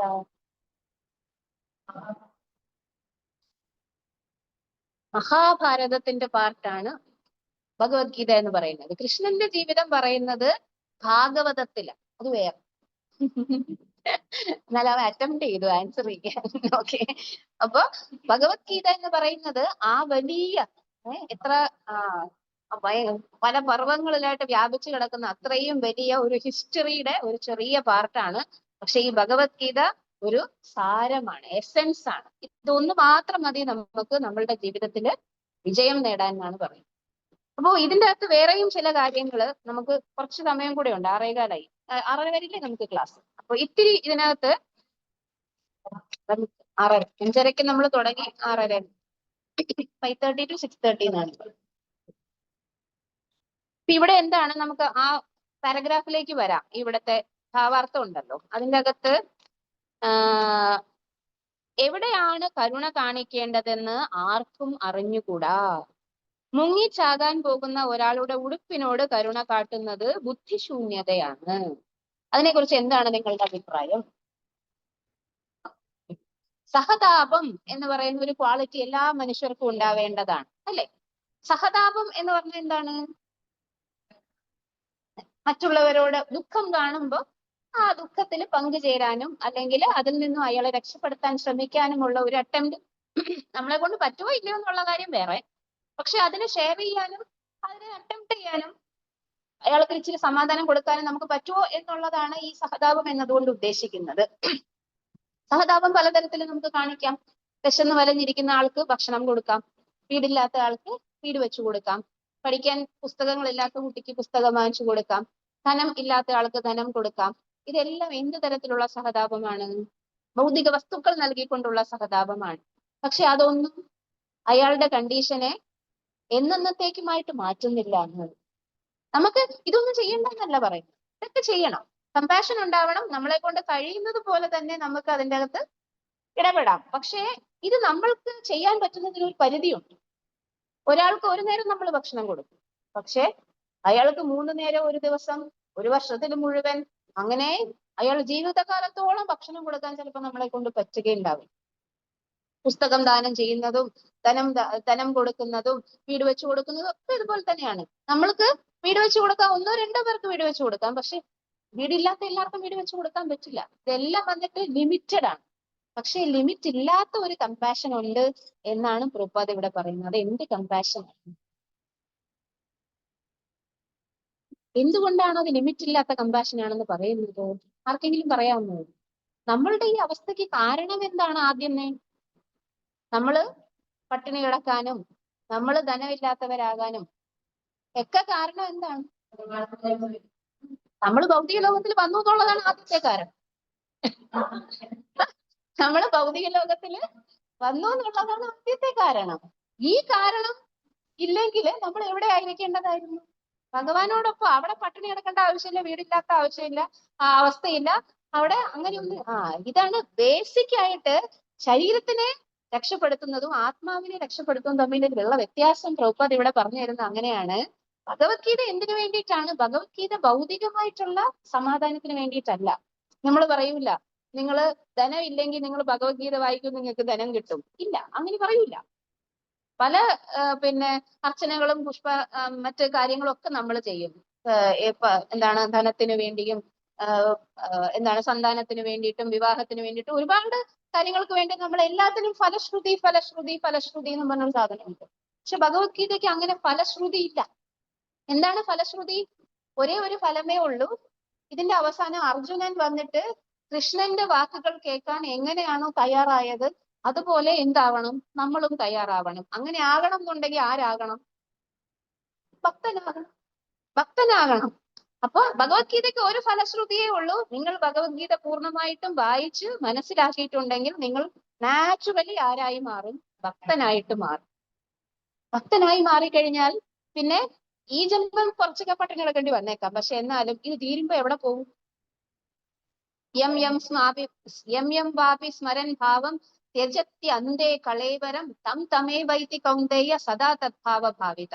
അതായത് മരിക്കുന്ന സമയത്ത് ആരെക്കുറിച്ചാണോ ഓർക്കുന്നത് അവർ ആ സ്ഥലത്തെത്തും എന്നാണ് പറയുന്നത്. ഭക്തൻ ആരെ കുറിച്ചായിരിക്കും ഓർക്കുന്നത്? ഭഗവാനെ കുറിച്ച്. അപ്പൊ അയാൾ എവിടെ എത്തും? എന്താണ് ആ ശ്ലോകം? യാന്തി ദേവവ്രത ദേവാൻ പിതൃൻ യാന്തി പിതൃവ്രതാൻ ഭൂതാനി യാന്തി ഭൂതേജ്യോ യാന്തി മദ്യാജിനോ അപി മാം. എന്താ പറയുന്നത്? നിങ്ങൾക്ക് മനസ്സിലാവും അത്. യാന്തി ദേവവ്രത ദേവാൻ. ആരാണോ ദേവന്മാരെ ആരാധിക്കുന്നത്, വിധിപൂർവ്വം ആരാധിക്കുന്നത് ദേവന്മാരുടെ അടുത്ത്. പിതൃൻ യാന്തി പിതൃവ്രതാൻ. പിതൃക്കളെ ആരാധിക്കുന്നവര് പിതൃലോകത്തെ എത്തും. ഭൂതാനി യാന്തി ഭൂതേജ്യോ. ഭൂതഗണങ്ങളെ ആരാധിക്കുന്നവര് അവരുടെ അടുത്തെത്തും. യാന്തി മദ്യാജിനോ അപി മാം. ഭഗവാനാണ് പറയുന്നത്, കൃഷ്ണൻ പറയും. എന്ത് പറയുന്നു? ഇതാണ് ഭക്തന്റെ ലക്ഷ്യം. മരണസമയത്ത് സ്മരണ ഉണ്ടാവുക എന്നുള്ളതാണ്. വെറുതെ പറഞ്ഞത് കൊണ്ട് കാര്യമില്ല, സ്മരണം ഉണ്ടാവണം എന്നാണ്. ഓർക്കണം, ഭഗവാനെ ഓർത്തു മരിക്കണം. അതിനു വേണ്ടിയിട്ടാണ് ആര് ചെയ്യുന്നത്? ഭക്തന്മാര് ശ്രമിക്കുന്നത്. അപ്പോ ആലോചിച്ച് നോക്കൂ, ഒരാൾക്ക് ആത്മജ്ഞാനം പകർന്നു കൊടുക്കുന്നത് അയാളെ എന്നേക്കുമായിട്ട് അത് ഉപയോഗിച്ച് അയാൾ ഭക്തനായി മാറിയാൽ അയാൾക്ക് എത്ര ബെനിഫിറ്റ് ആണ് ഉണ്ടാകുന്നത്? നശ്വരമാണോ അനശ്വരമാണോ ഉണ്ടാകുന്നത്? അനശ്വരമായ ബെനിഫിറ്റ് ആണ് ഉണ്ടാകുന്നത്. അപ്പോ ഇതാണ് നമ്മൾ കമ്പാഷൻ, സഹതാപം വേണം നമുക്ക്. നമ്മളുടെ കയ്യിൽ ഒരുപാട് ധനം ഉണ്ടെങ്കിൽ നിങ്ങൾക്ക് അത് ഡൊണേഷൻ ചെയ്യാം. പക്ഷെ എല്ലാത്തിനും ഒരു ലിമിറ്റ് ഉണ്ട്. ചിലപ്പോൾ ആ ഡൊണേഷൻ നമ്മൾ കൊടുക്കുന്ന ആൾ അതിനെ യഥാപൂർവം വിനിയോഗിക്കണം എന്ന് നിർബന്ധമില്ല. അത് അയാള് വേണ്ടാത്ത കാര്യങ്ങൾക്ക് ഉപയോഗിക്കാം. അപ്പൊ നമ്മൾക്ക് വിഷമം ഉണ്ടാകും, അയ്യോ ഞാൻ ആ പൈസ കൊടുത്തു പക്ഷെ അയാൾ അത് ഉപയോഗിച്ചില്ല നല്ല കാര്യത്തിന്, അത് നഷ്ടപ്പെട്ടു പോയി എന്നൊക്കെ നിങ്ങൾക്ക് വിഷമമുണ്ട്. പക്ഷെ ആധ്യാത്മിക ജ്ഞാനം കൊടുത്തു കഴിഞ്ഞാൽ അങ്ങനെ ഒരു വിഷമം ഉണ്ടാവും. ഞാൻ നിങ്ങൾക്ക് പറഞ്ഞു തരുന്ന കാര്യങ്ങള് നിങ്ങൾക്ക് ഏത് തരത്തിലും ഉപയോഗിക്കാൻ പറ്റും, ആത്മീയമായിട്ട് മാത്രമേ ഉപയോഗിക്കാൻ പറ്റുള്ളൂ. അല്ലാതെ ഇതിന് പ്രത്യേകിച്ച് വേറെ ഒരു ഭൗതികമായിട്ടുള്ള കാര്യത്തിനും ഇതിന് ഉപയോഗിക്കാൻ പറ്റൂല. ഭഗവത്ഗീത കേട്ട് കഴിഞ്ഞാൽ നിങ്ങൾക്ക് എന്തായി മാറാം? പടിപടിയായിട്ട് ഉയർന്ന് ഭക്തനായിട്ട് മാറാം. അപ്പൊ ഇതാണ് പ്രഭുപാദ് പറയുന്നത്, മുങ്ങിച്ചാകാൻ പോകുന്ന ഒരാളുടെ ഉടുപ്പിനോട് കരുണ കാട്ടുന്നത് ബുദ്ധിശൂന്യതയാണ്. അജ്ഞാനമാകുന്ന കടലിൽ വീണ ഒരു മനുഷ്യൻ കടലിൽ വീണ് കിടക്കുന്നു എന്നാണ് പറയുന്നത്. കുലശേഖര ആൾവാറിന്റെ ഒരു പ്രസിദ്ധമായിട്ടുള്ള മുകുന്ദമാല സ്തോത്രം നിങ്ങൾ എല്ലാവരും കേട്ടിട്ടുണ്ടാകും. അതിൻ്റെ അകത്ത് ഒരു ശ്ലോകമുണ്ട്. എന്താണ് നമ്മുടെ അവസ്ഥ എന്ന് കുലശേഖര ആൾവാർ പറയുകയാണ്. ഹേ മർത്യ, വിളിക്കുന്നു. ആരെ വിളിക്കുന്നു? നമ്മളെ വിളിക്കുന്നു. ആരെയാണ്? എന്താണ് പേര്? നമ്മുടെ മർത്യ. എന്താണ് മർത്യാന്റെ അർത്ഥം? മനുഷ്യനല്ല. മൃത്യുവിന്റെ അർത്ഥം എന്താണ്? മരണം. അപ്പൊ മർത്യം എന്ന് പറഞ്ഞാൽ എന്താണ്? മരണമുള്ളവൻ. മനുഷ്യന്റെ അർത്ഥം എന്ന് പറഞ്ഞാൽ എന്താണ്? ജനിച്ചാൽ മരിക്കുന്നത് ആണ്. എല്ലാ ജീവജാലങ്ങളും ജനിച്ചാൽ മരിക്കും. പ്രത്യേകിച്ച് നമ്മളുടെ കാര്യം പറയാണ്, ഹേ മർത്യ, നീ ഇപ്പൊ നാളെ മരിക്കോ, ഇപ്പൊ മരിക്കോ, അടുത്ത നിമിഷം മരിക്കോ എന്നൊന്നും അറിയാൻ പാടില്ല. ഹേ മർത്യ, പരമം ഹിതം ശൃണുത. ശൃണുത എന്ന് പറഞ്ഞാൽ കേൾക്കൂ. നിന്റെ പരമം ഹിതത്തിന് വേണ്ടിയിട്ടാണ് ഞാൻ പറയുന്നത്. അപ്പൊ ഞാൻ പറയുമോ എനിക്ക് ഇത്ര വലിയ വലിയ കാര്യങ്ങളൊന്നും കേൾക്കാൻ സമയമില്ല. ഇപ്പൊ കുലശേഖര ആൾക്കാർ പറയുന്നു, എന്താണ്? ഭക്ഷ്യാമി സംക്ഷേപത. അതായത് പറയാം ഞാൻ, നിനക്ക് സമയമില്ലാന്ന് എനിക്കറിയാം. നിങ്ങൾ 2 മണിക്കൂർ 3 മണിക്കൂർ 4 മണിക്കൂറൊക്കെ നമുക്ക് പറഞ്ഞു തരാൻ കുലശേഖര ആൾക്കാർ വന്നു കഴിഞ്ഞാൽ എനിക്ക് സമയമില്ല, എനിക്ക് വേറെ ഒരിടത്ത് പോകാനുണ്ടെന്ന് നമ്മൾ പറയും. അതാണ് പറയുന്നത് ഭക്ഷ്യാമി സംക്ഷേപത, ചുരുക്കി പറയാം. സംസാര ആർണവം. ആർണവം എന്ന് പറഞ്ഞ കടൽ. സംസാര ആർണവം, അതായത് നമ്മൾ ഇവിടെ വീണ് കിടക്കുന്നത് എവിടെയാണ്? നമ്മുടെ നിലനിൽപ്പ് എന്ന് പറയുന്നത് ഭൗതിക ലോകത്തിലാണ്. അതൊരു കടലാണ്, വെറും കടലല്ല. ആപത് ഊർമി ബഹുലം. എന്താണ് അതിന്റെ അർത്ഥം? ആപത്ത് എന്ന് പറഞ്ഞാൽ ആപത്ത്. ഊർമി എന്ന് പറഞ്ഞാൽ തിരമാലയാണ്. ബഹുലം എന്ന് പറഞ്ഞാൽ ഒരുപാട്. ഇവിടെ എന്തുണ്ട്? മുട്ടിന് അപകടങ്ങൾ നിറഞ്ഞതാണ്. രാവിലെ പോയ ബസ്സിൽ പോയി കഴിഞ്ഞിട്ടുണ്ടെങ്കിൽ ലക്ഷ്യസ്ഥാനത്ത് എത്തുന്ന ഒരു ഉറപ്പുമില്ല. കാറിൽ പോയ ആക്സിഡന്റ് ആകുമെന്ന് ഒരു ഉറപ്പുമില്ല. ഇല്ല എന്ന് ഒരു ഉറപ്പുമില്ല. അങ്ങനെ ഒരു ഉറപ്പില്ലാത്ത സ്ഥലത്താണ്. അതുകൊണ്ടാണ് ആപദൂർമി ബഹുലം. പക്ഷേ നമ്മൾ എന്താ വിചാരിക്കുന്നത്? എല്ലാ ദിവസവും നമ്മൾ ഭയങ്കര കോൺഫിഡന്റ് ആണ്. എന്താണ്? സമ്യക് പ്രവശ്യ സ്ഥിതഃ. ഈ കടലിന്റെ അടിയിൽ വന്ന് നമ്മൾ ഇരിക്കുകയാണ്, എനിക്കൊന്നും സംഭവിക്കൂല എന്ന് പറഞ്ഞാണ് നമ്മൾ അവിടെ ഇരിക്കുന്നത്. ഇതിന്റെ മേലെ ഭയങ്കര തിരമാലകളും ഒക്കെയാണ്. പക്ഷെ നമ്മൾ ഇരിക്കുന്നത് കണ്ടാൽ നമ്മൾ വിചാരിക്കും ഏറ്റവും അറ്റത്ത് കംഫർട്ടബിളി വന്ന് ഇതിന്റെ അകത്ത് മുങ്ങി കിടക്കുകയാണ്. നമ്മൾ വിചാരിക്കുന്നു സുഖം, പരമസുഖം എന്നാണ് വിചാരിക്കുന്നത്. സമ്യക് പ്രവശ്യ സ്ഥിതഃ. ഇതിൽ നിന്ന് രക്ഷപ്പെടാൻ ആകെ ഒരു മാർഗമേ ഉള്ളൂ. കുലശേഖര ആൾവാർ പറയുന്നു, നാനാ ശാസ്ത്രം അവാപ്സ്യ. നിങ്ങൾ വായിച്ച്, ബുക്ക് വായിച്ച്, പുരാണങ്ങൾ വായിച്ച്, 108 പുരാണങ്ങള്, ഉപനിഷത്തുകള്, അത് ഇത് എല്ലാം വായിച്ച്, 18 പുരാണങ്ങള്, 108 ഉപനിഷത്തുകള്, ബാക്കിയുള്ള ധർമ്മഗ്രന്ഥങ്ങള്, വൈദിക സംസ്കാരത്തിലുള്ള എന്തോരം ബുക്സ് ആർക്ക് വായിക്കാൻ പറ്റും? അതെല്ലാം ചില ആൾക്കാർക്ക് മാത്രം വായിക്കാൻ പറ്റും. അത് അതിനുവേണ്ടി ഡെഡിക്കേറ്റ് ചെയ്യുന്ന ആൾക്കാർക്ക് മാത്രം വായിക്കാൻ പറ്റും. അപ്പോഴാണ് കുലശേഖര ആൾവാർ പറയുന്നത് സാധാരണ ആൾക്കാർക്ക് അത് സംഭവിക്കില്ല. സോ നാനാശാസ്ത്രം അവാപ്സി. അതിനെക്കുറിച്ച് ഒന്നും നിങ്ങൾ വിഷമിക്കേണ്ട. ചേതസി, ഹൃദയത്തിൽ നമോ നാരായണായേത്തി അമും. എന്താണ് പറയുന്നത്? നമോ നാരായണ എന്ന് പറയുന്ന മന്ത്രം. കുലശേഖര ആൾവാർ നമോ നാരായണ പറയാൻ കാരണം എന്താണ്? അദ്ദേഹം വിഷ്ണു ഭക്തനായതുകൊണ്ട്. ഓരോരുത്തരും അവരവരുടെ ആരാധ്യ ദേവതയാണ് മറ്റുള്ളവർക്ക് പറഞ്ഞു കൊടുക്കുന്നത്. പ്രഹ്ലാദ മഹാരാജാവ് ധ്രുവ മഹാരാജാവിന് നാരദമുനി ഓം നമോ ഭഗവതേ വാസുദേവായ എന്നാണ് പറയുന്നത്. പക്ഷെ കലിയുഗത്തിൽ നമുക്ക് ആ മന്ത്രം ജപിക്കാനുള്ള യോഗ്യതയില്ല എന്നാണ് പറയുന്നത്. നമുക്ക് ഹരേ കൃഷ്ണ മഹാമന്ത്രമാണ് പറഞ്ഞിട്ടുള്ളത്. അപ്പോ ഇവിടെ പറയുന്നു നമോ നാരായണായേത്യമും മന്ത്രം, ഇതൊരു മന്ത്രമാണ്. സ പ്രണവം പ്രണാമസഹിതം, അതായത് ഓം നമോ നാരായണായ. പ്രണവം എന്ന് പറഞ്ഞാൽ ഓം, ആ വാക്കിനെയാണ് പ്രണവം കൊണ്ട് പറയുന്നത്. അപ്പൊ നമോ നാരായണ ഈ മന്ത്രം മന്ത്രം സ പ്രണവം പ്രണാമസഹിതം. അത് വെറുതെ ജപിച്ചാൽ പോലെ, നമ്മൾ മെക്കാനിക്കലായി തത്ത ജപിക്കുന്നത് പോലെ ജപിച്ചാൽ പോലെ. ഒരു തത്തയെ പിടിച്ച് നമ്മൾ കൂട്ടിലിട്ടിട്ട് തത്തയുടെ അടുത്ത് എല്ലാ ദിവസവും കൃഷ്ണ കൃഷ്ണ കൃഷ്ണ കൃഷ്ണ എന്ന് പറഞ്ഞു പഠിപ്പിച്ചു. കൃഷ്ണ കൃഷ്ണ കൃഷ്ണ കൃഷ്ണ എന്ന് പറഞ്ഞു ചലിച്ചുകൊണ്ടേയിരുന്നു. ഒരു ദിവസം ആ കൂട് തുറന്ന് അതിനെ പുറത്ത് നമ്മൾ നിലത്ത് വെച്ചിട്ട് പോയി. അപ്പോഴേക്കും ഒരു പൂച്ച വന്ന് അതിനെ പിടിച്ചു. തത്ത എന്ത് പറയും? കൃഷ്ണ എന്ന് പറയൂ. ആ തത്ത എന്ത് പറയും? എന്ന് പറഞ്ഞ് കരയത്തേ ഉള്ളൂ. തത്ത കൃഷ്ണ എന്ന് പറയൂല. കാരണം തത്തയ്ക്ക്, അതാണ് തത്ത പഠിക്കുന്നത് പോലെ പഠിക്കരുതെന്ന് പറയുന്നത്. നമ്മൾ എന്ത് ചെയ്യണം? ഈ കേൾക്കുന്ന സാധനം ഹൃദയത്തിൽ മനസ്സിലാക്കി വേണം പഠിക്കാൻ എന്ന് പറയുന്നത്. തത്ത പഠിക്കുന്നത് പോലെ പഠിക്കല്ലടാ എന്നൊക്കെ നമ്മൾ പിള്ളേരോട് പറയൂലേ.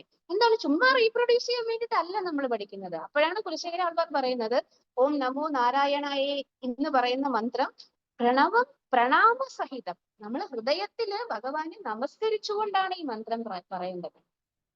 അത് മാത്രമല്ല പ്രാവർത്തയത്വൻ മുഹു, അതായത് ഇത് വെറുതെ ജപിച്ചുകൊണ്ടിരുന്നാൽ മാത്രം പോലെ അതിനനുസരിച്ച് ഭക്തന്മാരെ പോലെ പ്രവർത്തിക്കുകയും കൂടി വേണം. ഇതാണ് സംസാരത്തിൽ വീണ. ഇത് കടലിന്റെ കാര്യം പറഞ്ഞപ്പോഴാണ് നമ്മൾ അങ്ങോട്ട് പോയത്. എന്താണ് പറഞ്ഞത്? മനുഷ്യന്റെ എന്താണ് അജ്ഞാനമാകുന്ന കടലിൽ വീണ ഒരു മനുഷ്യന്റെ ഭൗതിക ശരീരത്തെ, നമ്മൾക്ക് ഒരാളുടെ ഭൗതിക ശരീരത്തെ രക്ഷിക്കാൻ പല മാർഗങ്ങളും ഉണ്ട്. പക്ഷെ അതൊരു കമ്പാഷൻ അല്ല, ഒരു തരത്തിലുള്ള കമ്പാഷൻ ആണ്. പക്ഷെ അതൊരു യഥാർത്ഥ കമ്പാഷൻ അല്ല എന്നാണ് പറയുന്നത്. ഇനി അതെ, ഇനി ഈ ചാപ്റ്ററിന്റെ അകത്ത് നിങ്ങൾ കാണാൻ പോകുന്നത് നമുക്കൊന്ന് ചെറുതായിട്ട് കാണാം. ചിലപ്പോൾ മനസ്സിലാവൂല, എന്നാലും നിങ്ങൾ ശ്ലോകങ്ങൾ പഠിക്കുമ്പോൾ അതിനെക്കുറിച്ച് മനസ്സിലാക്കും. ആദ്യത്തെ 10 ശ്ലോകം 1 മുതൽ 10 വരെ അർജുനൻ വീണ്ടും പറയുന്നു, ഞാൻ യുദ്ധം ചെയ്യില്ല, എനിക്കത് ചെയ്യാൻ പറ്റില്ല, എനിക്ക് അങ്ങനെയാണ് ഇങ്ങനെയാണ് എന്നും പറഞ്ഞിട്ട് അർജുനൻ പറയും. അപ്പൊ കൃഷ്ണൻ ഉത്തരം പറയും. 11ാമത്തെ ശ്ലോകം മുതൽ 30ാമത്തെ ശ്ലോകം വരെ നീ നിന്റെ ജോലി മാത്രം ചെയ്താൽ മതി അർജുന എന്ന് പറയും. അതാണ് ആദ്യത്തെ പരിപാടി. എന്താണ്? കർമ്മ കാണ്ഡം. കേട്ടിട്ടുണ്ടോ നിങ്ങൾ കർമ്മകാണ്ഡം എന്ന്? എന്താണ് കർമ്മം എന്ന് പറഞ്ഞാല്? കർമ്മം എന്ന് പറഞ്ഞാൽ എന്താണ്? ചെയ്യുന്ന പ്രവൃത്തി എല്ലാം നമ്മൾ കർമ്മം എന്ന് പറയൂല. വിധി അനുസരിച്ച് ചെയ്യുന്നതിനെ മാത്രമാണ് കർമ്മം എന്ന് പറയുന്നത്. ധർമ്മശാസ്ത്രങ്ങൾ അനുസരിച്ച് ചെയ്യുന്നതിനെ മാത്രമാണ് നമ്മൾ കർമ്മം എന്ന് പറയുക. അതാണ് യഥാർത്ഥത്തിൽ സംസ്കൃതത്തിൽ കർമ്മത്തിന്റെ അർത്ഥം. 3 തരത്തിലുള്ള പ്രവൃത്തികളുണ്ട്: കർമ്മം, അകർമ്മം, വികർമ്മം. കർമ്മം എന്ന് പറഞ്ഞാൽ വിധിപ്രകാരം നിയമാനുസൃതമായിട്ടുള്ള പ്രവൃത്തിയെയാണ് കർമ്മം എന്ന് പറയുന്നത്. ചെയ്യരുത് എന്ന് പറയുന്ന സാധനത്തിന് ചെയ്യുന്നതിനെയാണ് വികർമ്മം എന്ന് പറയുന്നത്. ഇത് രണ്ടിലും പെടാത്ത ഒരു സാധനമുണ്ട്, അകർമ്മം. അത് നമുക്കിപ്പോ മനസ്സിലാവില്ല, അങ്ങനെ ഒരു പേര് മാത്രം പഠിച്ചാൽ മതി. അപ്പൊ എന്താണ് കർമ്മം? ചെയ്യുന്നത്. എന്താണ് വികർമ്മം? ചെയ്യരുത് എന്ന് പറഞ്ഞിട്ടുണ്ട്. ചെയ്യരുത് എന്ന് പറഞ്ഞതിന് തെരഞ്ഞുപിടിച്ച് ചെയ്യുന്ന ആൾക്കാരുണ്ട്. അതിനെയാണ് വികർമ്മം എന്ന് പറയുന്നത്. ഇനി ഇത് രണ്ടും ഇല്ലാത്ത ഒരു സാധനമുണ്ട്. കർമ്മം ചെയ്താൽ എന്ത് കിട്ടും? നല്ല കാര്യം ചെയ്തു കഴിഞ്ഞാൽ എന്ത് കിട്ടും? പുണ്യം കിട്ടും. വികർമ്മം ചെയ്താൽ എന്ത് കിട്ടും? പാപം കിട്ടും. ഈ പാപവും പുണ്യവും എവിടെ അനുഭവിക്കേണ്ടി വരും? ഭൂമിയിൽ തന്നെ അനുഭവിക്കും. ഭൂമിയിൽ മീൻസ് ഭൗതിക ലോകത്തിൽ. ഭൂമി മാത്രമല്ല ഭൗതിക ലോകം എന്ന് പറയുന്നത്. പുണ്യം ചെയ്തു കഴിഞ്ഞാൽ നിങ്ങൾക്ക് സ്വർഗത്തിലും അങ്ങനെയുള്ള ഉപരിഗ്രഹങ്ങളിലും വന്നിട്ട് എന്ത് ചെയ്യാൻ പറ്റും? അത് അനുഭവിക്കാൻ പറ്റും. അവിടെ ഈ നമ്മുടെ ഭൂമിയിൽ കിട്ടുന്നതിനേക്കാൾ വലിയ വലിയ ആസ്വാദികരമായിട്ടുള്ള കാര്യങ്ങളുണ്ടെന്ന് പറയും. പാപം ചെയ്തു കഴിഞ്ഞാൽ നമ്മൾ ആ താഴേക്കുള്ള ഗ്രഹങ്ങളിലെ ഏതെങ്കിലും ഗ്രഹങ്ങളിൽ ഈ പ്രകാരം അതിന്റെ ഫലം അനുഭവിക്കാൻ വേണ്ടി ഒരു 28 നരകങ്ങളെ കുറിച്ച് ഗരുഡ പുരാണത്തിൽ പറഞ്ഞിട്ടുണ്ട്. അന്യൻ കണ്ടിട്ടുണ്ടോ? അന്യൻ കണ്ടിട്ടുണ്ടോ? അന്യൻ സിനിമ കണ്ടിട്ടുണ്ടോ? അന്യൻ സിനിമ കണ്ടിട്ടില്ലേ? ഇവരുടെ കാലത്തൊന്നും അല്ലേ? അത് കൊച്ചായിരുന്നല്ലേ. ശരി, അങ്ങനെ ഒരു സാധനം. അവിടെ ഗരുഡ പുരാണത്തിൽ ഒരുപാട് നരകങ്ങളെ കുറിച്ച് വിക്രമിന്റെ സിനിമയാണ് അയാൾ പറയുന്നുണ്ട്. അങ്ങനെ ഒരു സാധനമുണ്ട്. നമ്മളുടെ ഭാഗവതത്തിലും ഈ തരം 27, 28 നരകങ്ങളെ കുറിച്ച് പറയുന്നുണ്ട്. എല്ലാത്തിലും ഓരോരോ പ്രത്യേക തരം പാപങ്ങൾ ചെയ്തു കഴിഞ്ഞാൽ എന്തൊക്കെ ശിക്ഷയാണ് കിട്ടുന്നത് എന്ന് പറയുന്നുണ്ട്. അപ്പൊ ഇത് രണ്ടും ചെയ്യണം എന്നുണ്ടെങ്കിൽ, അല്ലെങ്കിൽ ഇങ്ങനത്തെ കർത്തവ്യം ചെയ്തു കഴിഞ്ഞാൽ എന്ത് സംഭവിക്കും? നമ്മൾ ഭൗതികമായിട്ടുള്ള സ്ഥലത്ത് മാത്രം ഇരിക്കും. അതായത് ഭൂമി, അതിന്റെ മേലെ ഭൂഅസ്വ, നിങ്ങൾ കേട്ടിട്ടുണ്ടാവും ഗായത്രി മന്ത്രം, ഓം ഭൂഅസ്വഹ. അതിന്റെ മേലെ ഉണ്ട് കുറെ സാധനം. സ്വർലോകം, ജനലോകം, മഹർലോകം, തപലോകം, സത്യലോകം എന്നൊക്കെ പറഞ്ഞിട്ട് 7 ഗ്രഹങ്ങൾ മേലേക്കുണ്ട്. ഇതിന്റെ താഴേക്കും ഉണ്ട് അതലം, വിതലം, സുതലം, തലാതലം, രസാതലം, മഹാതലം, പാതാളം എന്ന് പറഞ്ഞിട്ട് 7 ഗ്രഹങ്ങൾ ഇനി താഴോട്ടുമുണ്ട്. ഇതെല്ലാം എവിടെയാണ് ഇരിക്കുന്നത്? ഭൗതിക ലോകത്തിലാണ്. ഇവിടെ എവിടെ വേണമെങ്കിലും നിങ്ങൾക്ക് പോകാം. ഡിപ്പെൻഡ് അപ്പോൺ എവിടെയാണോ നിങ്ങളുടെ കർമ്മം കൊണ്ട് എവിടെയാണോ പോകാൻ ടിക്കറ്റ് കിട്ടുന്നത്, അതിനനുസരിച്ച് നിങ്ങൾക്ക് മേലേക്ക് താഴേക്കും ഒക്കെ പോകാം. പക്ഷേ ഇതിൽ നിന്നും പുറത്തു പോകാൻ വേണ്ടിയിട്ട് ഉള്ള പ്രവൃത്തിയെയാണ് അകർമ്മ എന്ന് പറയും. കർമ്മം, വികർമ്മം, അകർമ്മം. എന്താണ് അകർമ്മം? അപ്പോ ഈ ചട്ടക്കൂടിനകത്തുനിന്ന് പുറത്തു പോകാൻ വേണ്ടിയിട്ട് സഹായിക്കുന്ന പ്രവൃത്തിയെയാണ് എന്ത് പറയുന്നത്? അകർമ്മം എന്ന് പറയുന്നത്. അതെന്താണ്? എന്ത് ചെയ്താൽ പുറത്തു പോകാൻ പറ്റും? നല്ലത് ചെയ്താൽ പുണ്യം എന്റെ കിട്ടത്തുള്ളൂ. അപ്പൊ നിനക്ക് സ്വർഗ്ഗലോകം, അങ്ങനെ മഹർലോകം, ജനലോകം, തപലോകം വരെയല്ലേ പോകാൻ പറ്റും. ഇതിന്റെ അപ്പുറത്ത് പോകണം. അതില്ല, ഇവിടെ തന്നെയാണ് 14 ലോകങ്ങൾ. ബ്രഹ്മാവിന്റെ ആ പിന്നെ അണ്ടർ ഇതിൽ വരുന്ന ആ ഒരു സ്പെസിഫിക് സ്പേസിലാണ് ഇരിക്കുന്നത്. ഇതിന്റെ അപ്പുറത്ത് പോകണമെങ്കിൽ എന്ത് ചെയ്യും? വൈകുണ്ഠത്തിൽ പോകണം, അയോധ്യയിൽ പോകണം. അയോധ്യ ഇവിടുത്തെ അയോധ്യയല്ല, രാമചന്ദ്രമൂർത്തിയുടെ അയോധ്യയിൽ പോകണം, നരസിംഹമൂർത്തിയുടെ സ്ഥലത്ത് പോകണം, അങ്ങനെ വൈകുണ്ഠ ഗ്രഹങ്ങളിൽ പോകണം, ഗോലോക വൃന്ദാവനത്തിൽ പോകണം. എന്ത് ചെയ്യണം? ഭക്തി, പരിശുദ്ധ ഭക്തിയുടെ സേവനം എന്ന് പറയുന്ന ഒരു സാധനം മാത്രമേ എന്ത് ചെയ്യുകയുള്ളൂ? നമ്മളെ ഈ ചട്ടക്കൂടിനകത്തൊന്നും പുറത്തു കൊണ്ടുപോകാൻ വേണ്ടി സഹായിക്കുകയുള്ളൂ. അതിനാണ് എന്ത് കർമ്മം എന്ന് പറയുന്നത്? അകർമ്മം എന്ന് പറയുന്നത്. അപ്പോ പ്രഭുപാദ് പറയുന്നു, ഇവിടെ ഞാൻ എന്താണ് പറഞ്ഞത്? ഈ കർമ്മയോഗത്തിനെ കുറിച്ച്, കർമ്മകാണ്ഡത്തിനെ കുറിച്ച് പറഞ്ഞു തരും. ആദ്യത്തെ ഒരു 11 മുതൽ 30 വരെ ശ്ലോകങ്ങൾ ഇനി നിങ്ങൾ കാണാൻ പോകുന്നത് ആസക്തി ഇല്ലാതെ കർത്തവ്യം ചെയ്യുക എന്ന് പറയും. എങ്ങനെയാണ് കർത്തവ്യത്തിന് ചെയ്യാനുള്ള ഒരു ഇംപീറ്റസ് എന്താണ്? നമ്മൾ ഒരു കർമ്മം ചെയ്യാൻ വേണ്ടിയിട്ട് എന്താണ് ഇംപീറ്റസ്? എനിക്ക്, എന്റെ ശരീരത്തിനോട് ബന്ധപ്പെട്ടതിന്, ഇതിനൊക്കെ എന്ത് കിട്ടണം? ഫലം കിട്ടണം. അതിനു വേണ്ടിയിട്ടാണ് നമ്മൾ ഈ കർമ്മം ചെയ്യുന്നത് തന്നെ. അപ്പോ ഈ ശരീരമേ നശ്വരമാണ്. പിന്നെ ഈ ശരീരത്തിനോട് ആസക്തി പുലർത്തിയിട്ട് എന്താണ് കാര്യം? അതുകൊണ്ട് എന്ത് ചെയ്യും? നീ ഒരു ആസക്തിയും പുലർത്തണ്ട, നീ കർമ്മം മാത്രം ചെയ്താൽ മതി. അതിന്റെ റിസൾട്ട് നിനക്ക് ആരാ തരാൻ പോണത്? വേറെ ഒരു കൺട്രോളർ ഉണ്ട്. ആ കൺട്രോളറാണ് നിനക്ക് തരാൻ പോണത് അർജുന എന്ന് പറഞ്ഞിട്ട് എൻജോയ്മെന്റ്. അതായത് ഈ ധാർത്തരാഷ്ട്രന്മാരെ എല്ലാം വധിച്ചു കഴിഞ്ഞിട്ടുണ്ടെങ്കിൽ എനിക്ക് ആരും ഇല്ലാതായി പോകും, എന്റെ ബന്ധുക്കളെല്ലാം മരിച്ചു പോകും, അപ്പൊ ഞാൻ എങ്ങനെ ആസ്വദിക്കും എന്നായിരുന്നു ആദ്യത്തെ അർജുനന്റെ വാദം. അപ്പൊ അതിനെ ഖണ്ഡിച്ചു. കാരണം എന്താണ്? ഈ ധാർത്തരാഷ്ട്രന്മാരെല്ലാം ഇന്നല്ലെങ്കിൽ നാളെ മരിക്കും. ഇവരുടെ ഒന്നും ശരീരം പെർമനന്റ് അല്ല, ആത്മാവ് മാത്രമേ പെർമനന്റ് ഉള്ളൂ. പിന്നെ നിങ്ങൾ ഇവരുടെ ശരീരത്തോട് അറ്റാച്ച്മെന്റ് കാണിച്ചിട്ട് എന്ത് പ്രയോജനം അർജുന എന്ന് ചോദിക്കുമ്പോൾ അർജുനന്റെ ആദ്യത്തെ വാദമുഖം അവിടെ തീരും. ഇനി രണ്ടാമത്തേത് എന്താന്ന് വെച്ചിട്ടുണ്ടെങ്കിൽ 30 കഴിഞ്ഞിട്ട്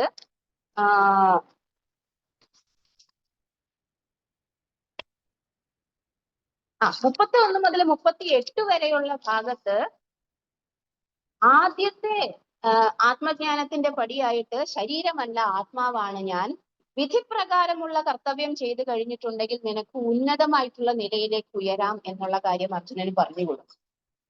അതായത് സ്വർഗത്തിലേക്ക് പോകാനുള്ള വഴികളൊക്കെ ഭഗവാൻ പറഞ്ഞു കൊടുക്കും.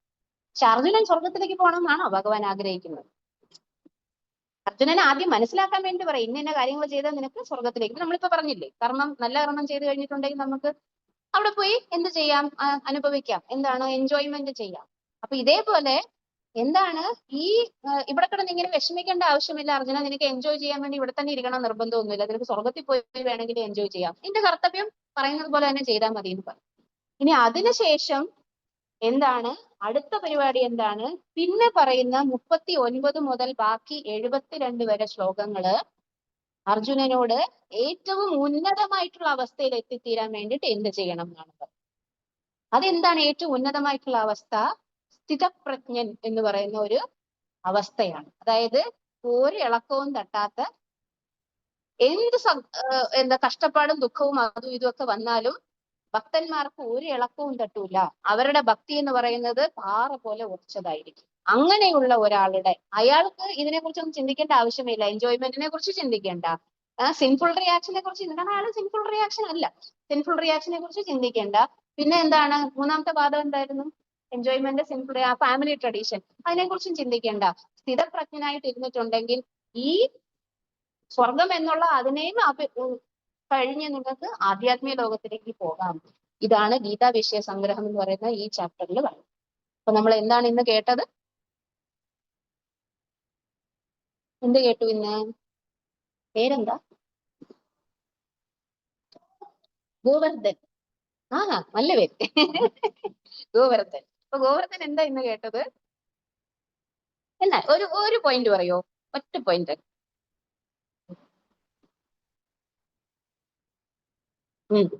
അർജുനൻ വിഷമിക്കാൻ കാരണം എന്തായിരുന്നു? 3 കാരണങ്ങൾ ഉണ്ടായിരുന്നു അർജുനൻ വിഷമിക്കുക. ഒന്ന്, ബന്ധുക്കളെല്ലാം മരിച്ചു കഴിഞ്ഞിട്ടുണ്ടെങ്കിൽ എനിക്ക് ആസ്വദിക്കാൻ പറ്റൂല, എൻജോയ് ചെയ്യാൻ വേറെ ആരും കാണൂല. രണ്ടാമത്തേത്, ഇവരെയൊക്കെ കൊന്നു കഴിഞ്ഞിട്ടുണ്ടെങ്കിൽ എനിക്ക് പാപം കിട്ടും. മൂന്നാമത്തേത്, ഇവരൊക്കെ മരിച്ചിട്ടുണ്ടെങ്കിൽ ഈ ചെറുപ്പക്കാരെ ഒന്നും നോക്കാൻ ആരും കാണൂല, ഫാമിലി ട്രഡീഷൻ എല്ലാം പോകും, അവരെല്ലാം ആരും നിയന്ത്രിക്കാൻ ഇല്ലാത്തവരായി മാറും. ഈ 3 കാര്യങ്ങളാണ് അർജുനന്റെ വിഷമത്തിന് കാരണം. വെരി ഗുഡ്, നന്നായിട്ട് ശ്രദ്ധിച്ചിരുന്നു. ഇനി ആർക്കെങ്കിലും എന്തെങ്കിലും പോയിന്റ് പറയാൻ പറ്റുമോ ഇന്ന് പഠിച്ചതിനകത്തുനിന്ന്? ഈ 3 പോയിന്റ് അല്ലാതെ നിങ്ങൾക്ക് മനസ്സിലായോ? മനസ്സിലായി? അപ്പൊ ഏതെങ്കിലും ഒരു പോയിന്റ് ഷെയർ ചെയ്താൽ.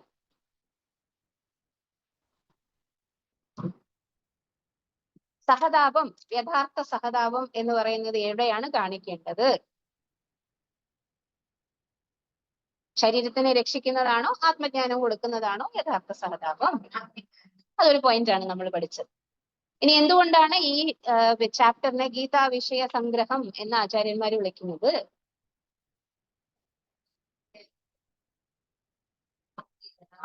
അതായത് ഇനി ഇതിനകത്ത് ഡിസ്കസ് ചെയ്യാൻ പോകുന്ന മെജോറിറ്റി കാര്യങ്ങളും ഈ ചാപ്റ്ററിനകത്ത് ഉൾക്കൊള്ളിച്ചിട്ടുണ്ട്. അപ്പൊ നമുക്ക് ഇന്നത്തെ ക്ലാസ് ഇവിടെ നിർത്താം. വളരെയധികം നന്ദി. എല്ലാവരും ക്ഷമയോടുകൂടി ശ്രദ്ധയോടുകൂടി ഇരുന്നു.